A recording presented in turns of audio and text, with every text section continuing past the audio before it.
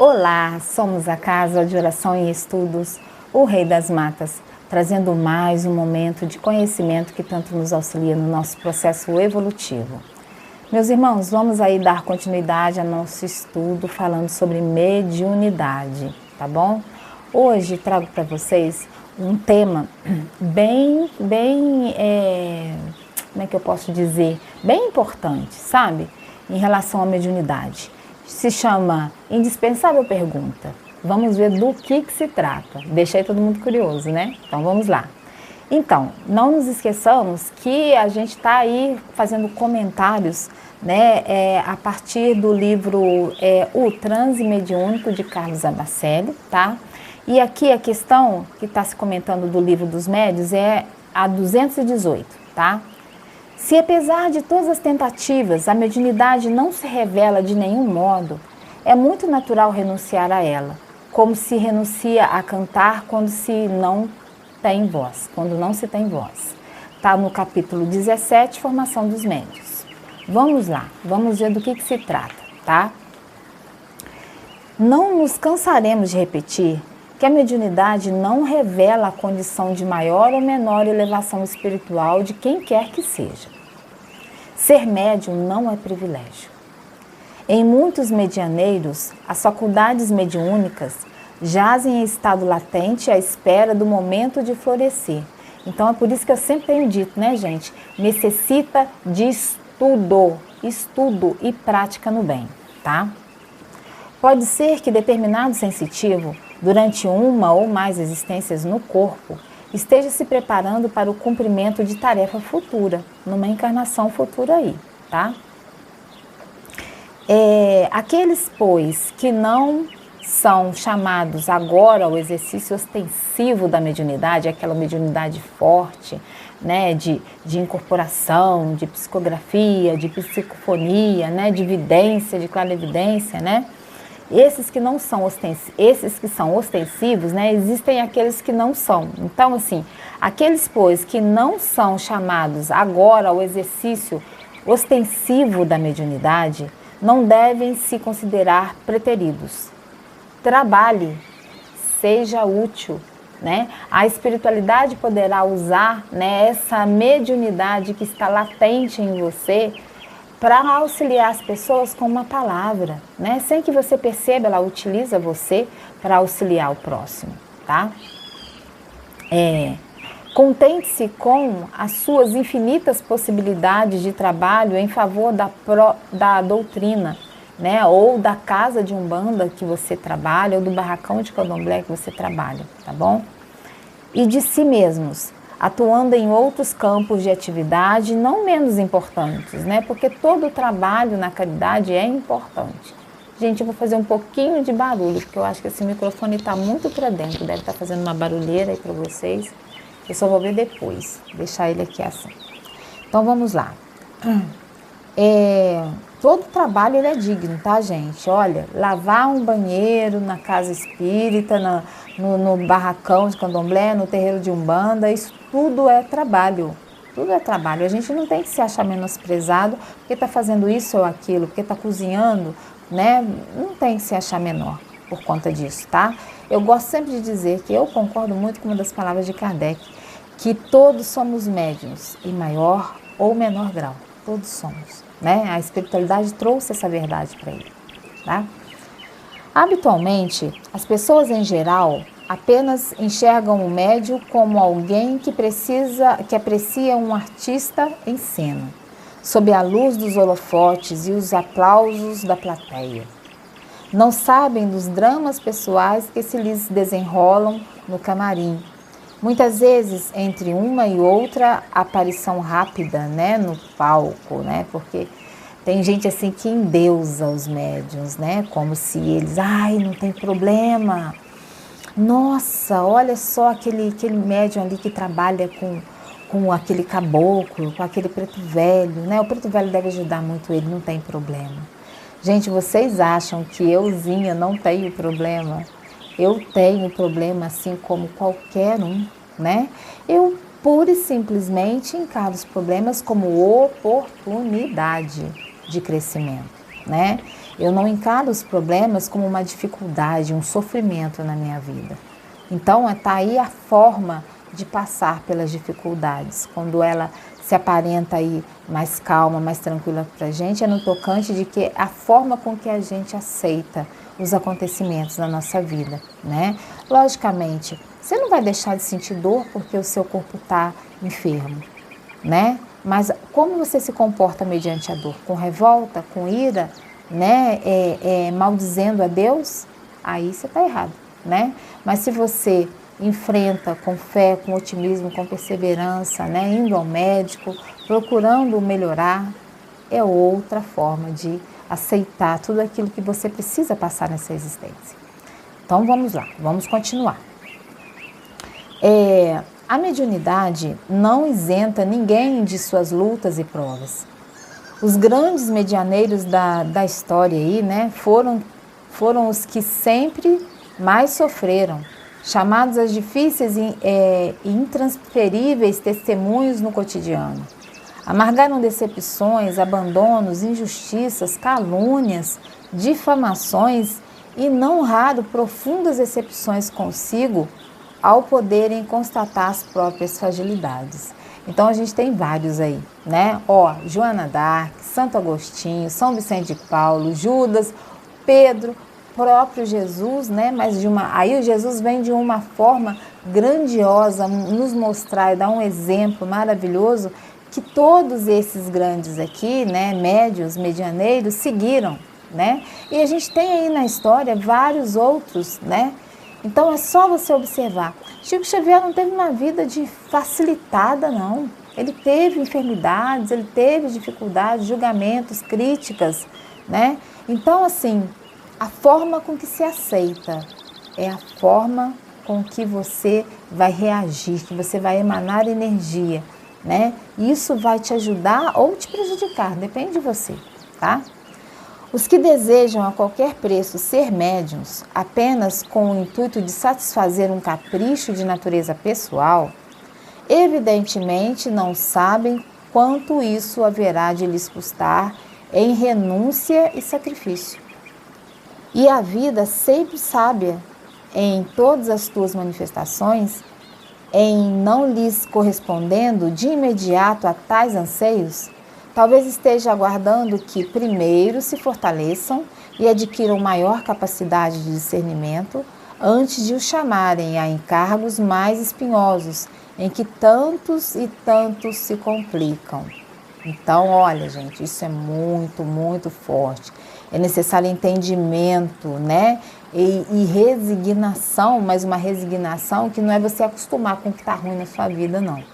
Né? É você agradecer pela oportunidade de estar espiando aquilo, mas correr atrás do que é bom para você, né? Então, assim, muitos passaram por grandes missões aqui na Terra.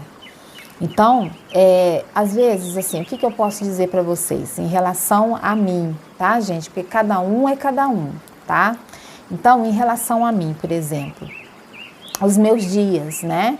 Eu atendo as pessoas online, né? Que precisam de ajuda, principalmente os daqui da minha cidade, da minha região, né? Daqui de Minas. Eu faço os vídeos aqui para o canal, eu estudo para o canal, eu estudo para o nosso grupo de estudo interno na casa de oração, né?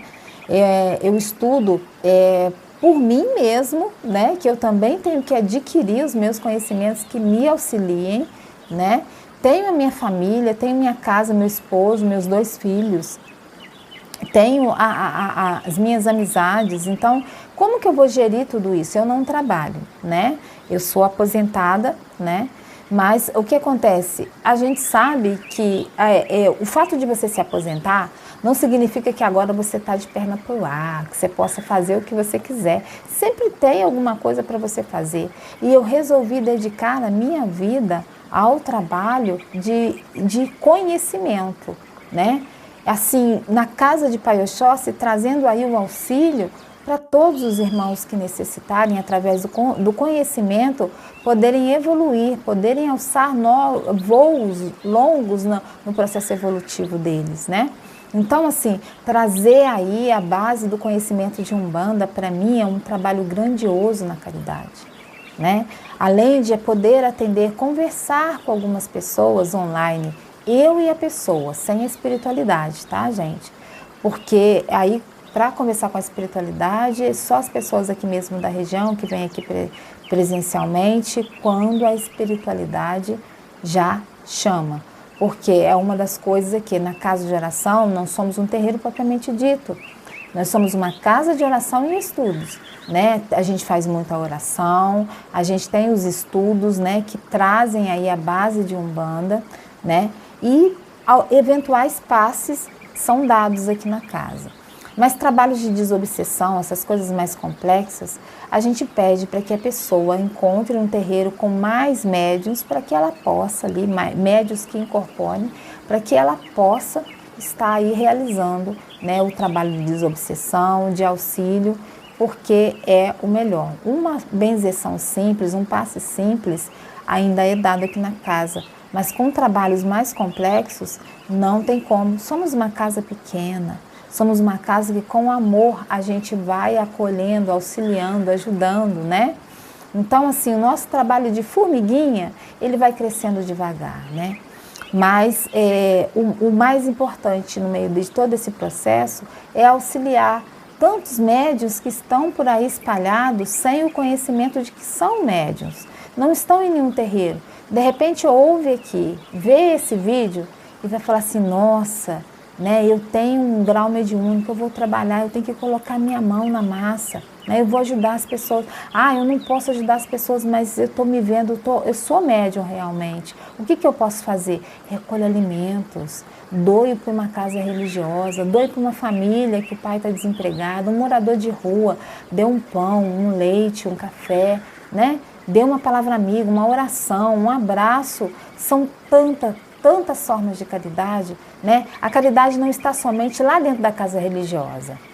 Não é você estando lá para incorporar ou para ser um cambone. Não é somente isso que é caridade.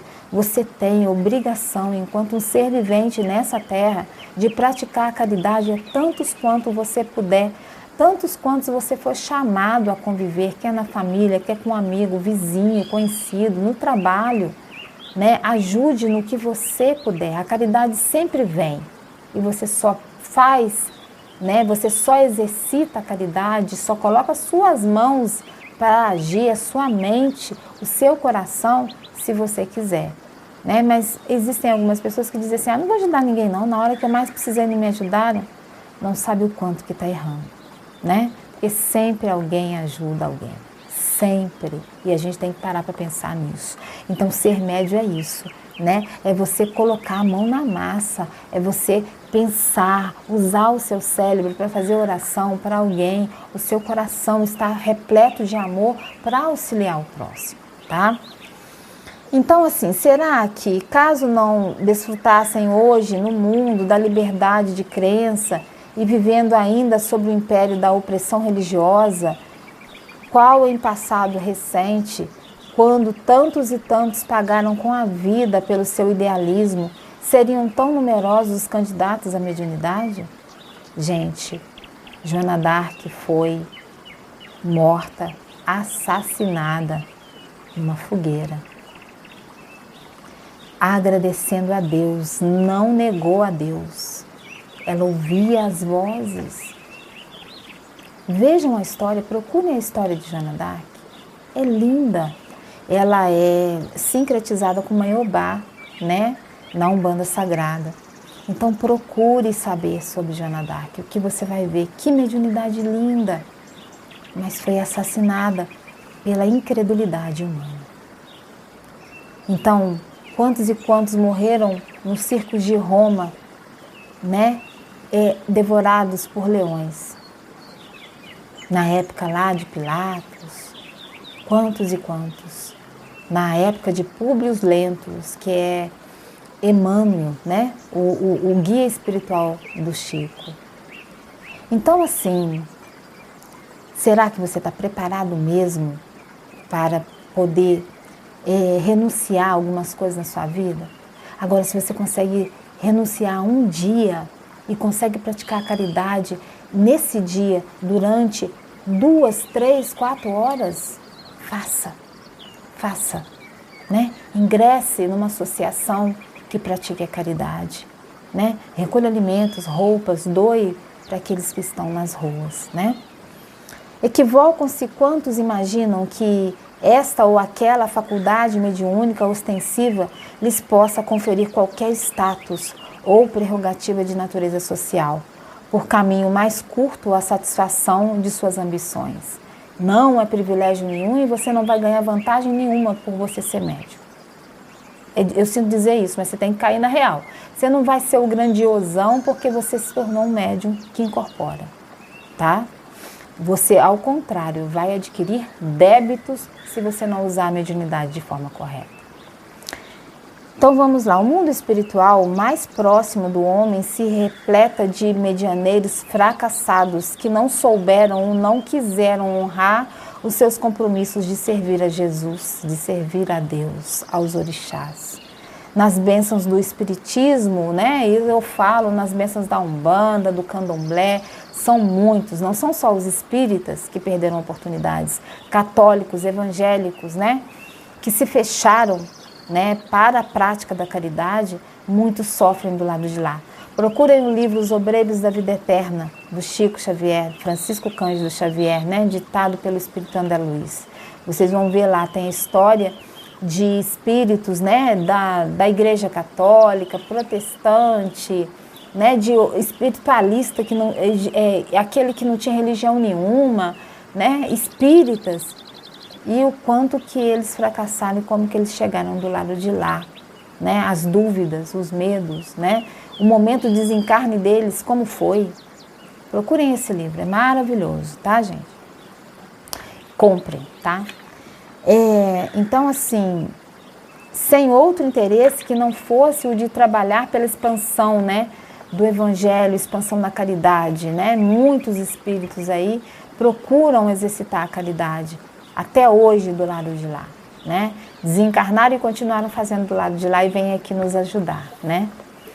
Assim, antes que insista no desenvolvimento de seus dons mediúnicos, como quem se lança a uma aventura porque acha bonito, porque o fenômeno é maravilhoso, eu adoro esse negócio de poder incorporar, nossa, é lindo.